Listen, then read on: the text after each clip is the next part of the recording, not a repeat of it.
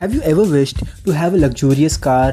That was your desire for the car. However, because of lack of money in your bank account, you tell yourself, I wish I had the money to buy the car. That is your willingness to buy the car. Now say you win a huge lottery and loads of money. In that situation, you will have the ability to pay for the car.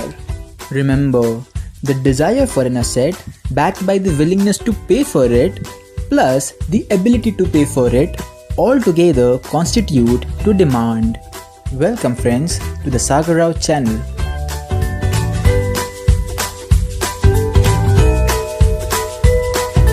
In a day-to-day life, as long as we are willing to pay for a commodity and have the ability to pay for it, we call it demand.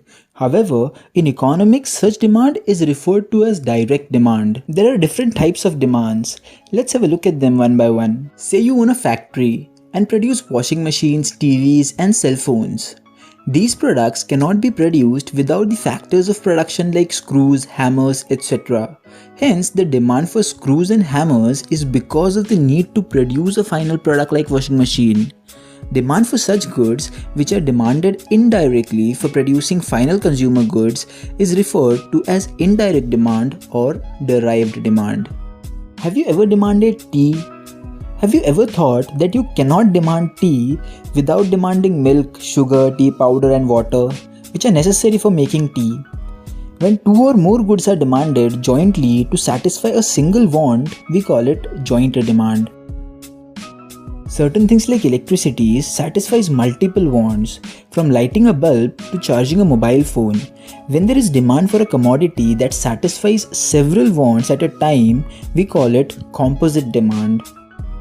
These were certain types of demand. Friends, let me ask you a question. Say you go to a store on a regular basis to purchase 3 chocolates worth $10. However, one fine day, suddenly the prices of chocolates increase to $20. In such a situation, you will buy only 1 chocolate instead of 3. Why? Because as the prices of a commodity goes up, your purchasing power reduces. Hence, your consumption goes down. We can show this with the help of a diagram. It is customary to plot prices on the y-axis and quantity on the x-axis. The demand curve is downward sloping because it symbolizes a negative relationship between prices and quantity demanded. The demand curve shows that as the prices of the commodity rises from $10 to $20, the quantity demanded falls from 3 chocolates to 1. And as the prices fall, the quantity demanded rises. This behavior was given by Alfred Marshall in his book Principles of Economics. Marshall stated that ceteris paribus, meaning other things being equal, higher the price of a commodity, smaller the quantity demanded, and lower the price of a commodity, higher the quantity demanded. This behavior came to be known as the law of demand. However, we stated other things being equal. What are those other things? Factors like population, income, preferences, substitutes, and government policies should remain the same, or rather, we need to make an assumption that they remain the same. Let us understand why it's necessary to make such an assumption. If the population of an economy keeps growing, then the quantity demanded of the commodity will also rise, even if the prices remain constant or increase a little. This way, the law will fail to hold.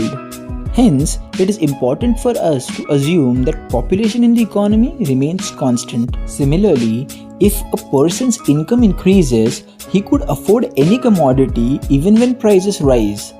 Hence, income is also assumed to be constant for this law to hold. A person's preference should not shift from one commodity to another.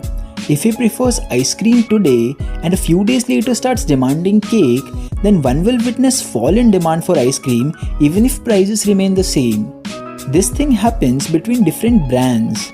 Hence, we assume that preferences remain the same. If the prices of champagne falls, then people will stop drinking whiskey even if the prices of whiskey remain the same.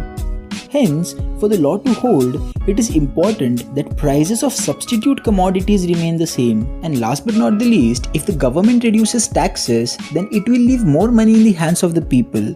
Hence, they'll buy more of any commodity even if the prices rise. This way, the law will fail to hold. Hence, we assume government policies do not change.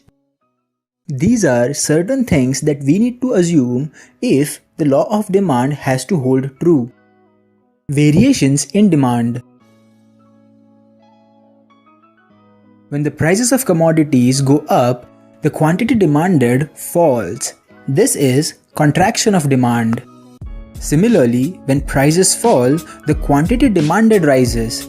This is expansion in demand. When the government reduces taxes, it leaves more money in the hands of the people. This way, even if the prices of the commodity remains same, they can purchase more of the commodity. This leads to a rightward shift in the demand curve and is referred to as increase in demand. Similarly, when government increases taxes, it leaves lesser money in the hands of the people.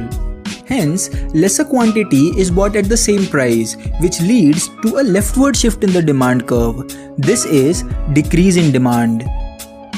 Remember friends, expansion and contraction of demand happens across the demand curve, whereas during increase and decrease in demand, either the demand curve moves rightward